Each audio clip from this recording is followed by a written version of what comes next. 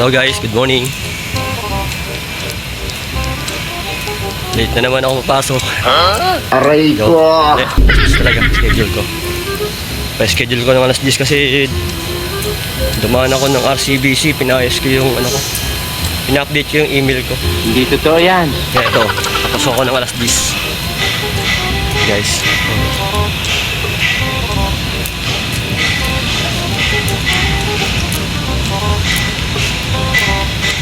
Kumusta kayo guys? Lunes na Lunes. Solo na naman naglalakad.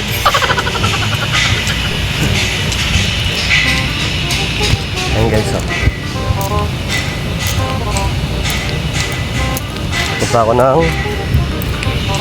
trabaho. Siyempre, trabaho. Aray ko!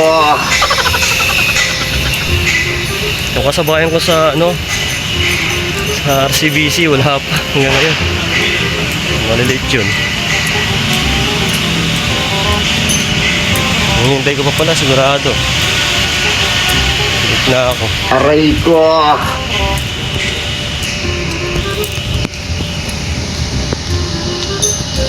Guys, ito na lang guys. Let's go.